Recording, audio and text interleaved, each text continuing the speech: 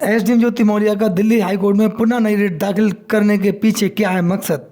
क्या एसडीएम ज्योति मौर्य और मनीष दुबे के मामले में आलोक मौर्य की शिकायत वापस लेने के बाद क्या नया ट्विस्ट आया है? क्या एसडीएम ज्योति मौर्य और होमगार्ड कमांडेंट मनीष दुबे और आलोक मौर्य के मामले के साथ साथ मनीष दुबे की पत्नी तनु पाराशर को लेकर बीना मानवी के पास कोई नया प्लान है? नमस्कार इंडियंस, मैं हूं आपका दोस्त देवेंद्र पटेल अपना इंडिया से। आज के एपिसोड में आपका बहुत बहुत स्वागत है। दोस्तों, आप सब स्वस्थ और अच्छे होंगे ऐसी उम्मीद और हम कामना करते हैं। आज हम बात करेंगे एसडीएम ज्योति मौर्य के दिल्ली हाई कोर्ट जाने के पीछे की कहानी। आज हम बात करेंगे मनीष दुबे की पत्नी तनु पाराशर और बीना मानवी की।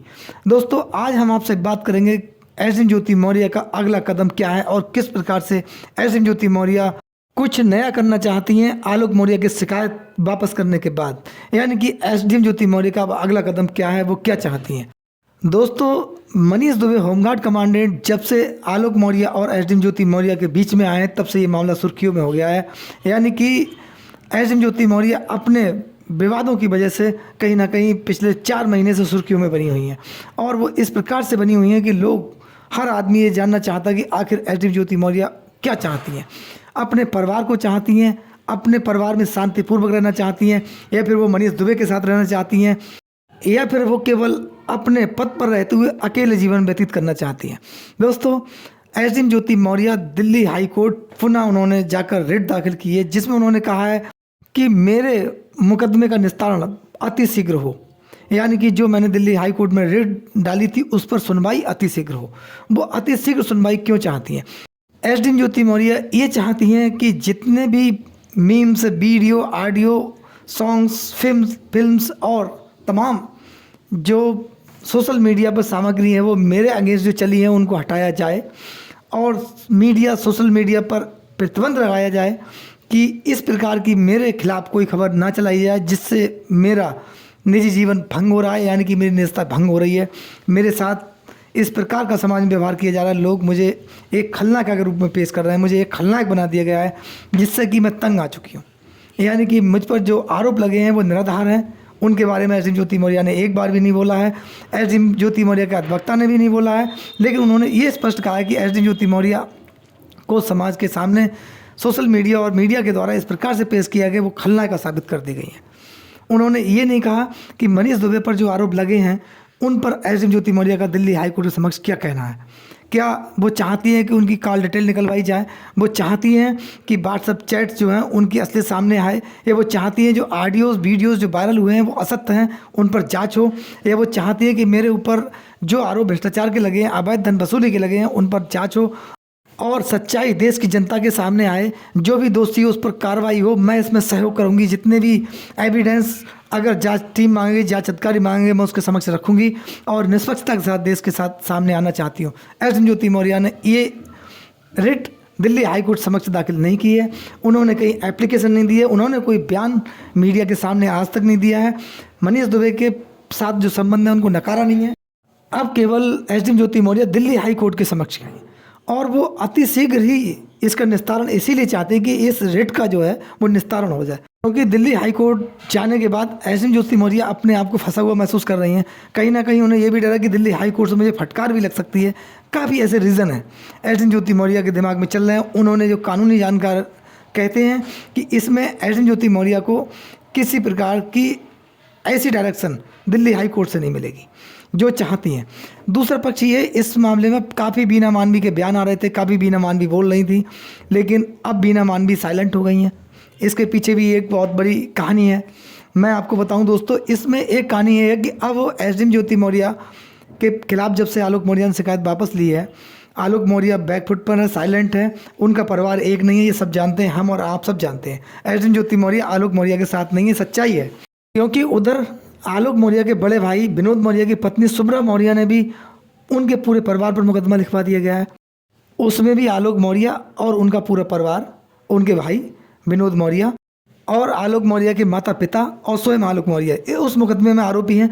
लोगों का कहना है कि यहाँ पर पेशबंदी में एसडीएम ज्योति मौर्य ने शुभ्रा मौर्य से मुकदमा लिखवाया है अपने पक्ष में लेकर, और ये वही वायलेंस का मुकदमा लिखवाया, घरेलू हिंसा, दहेज उत्पीड़न, तमाम ऐसे आरोप जो एसडीएम ज्योति मौर्य ने आलोक मौर्य पर लगाए थे वही आरोप शुभ्रा मौर्य ने लगाए हैं।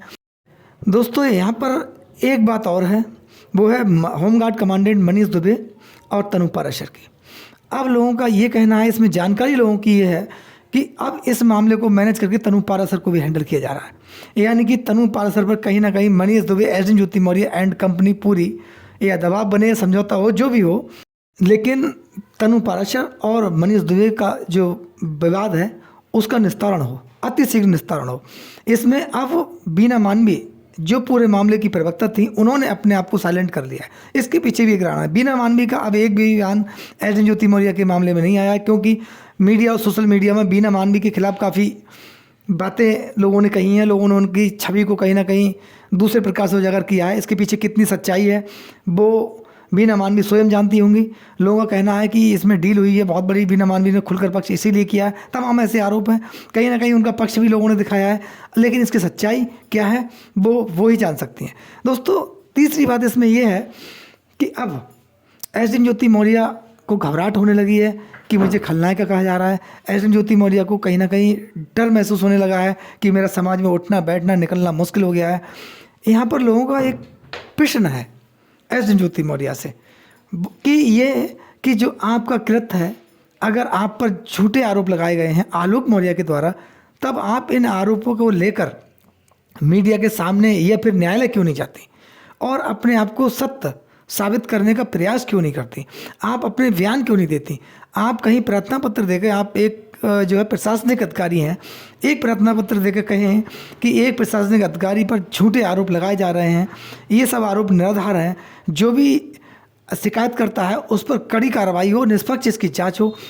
इस प्रकार की रिट एसडी ज्योति मौर्य दिल्ली हाई कोर्ट के समक्ष लेकर क्यों नहीं जा रही हैं?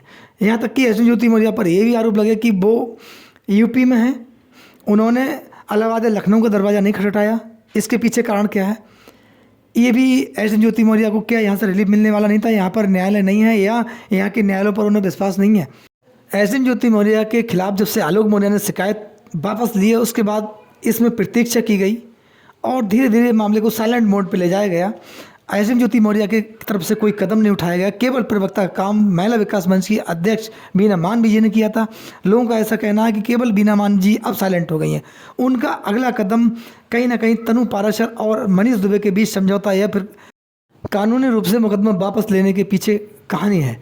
वो ये चाहती हैं कि ये मामला भी किसी न किसी प्रकार से निपटे, लेकिन तनु पाराशर पीछे हटने को नहीं है।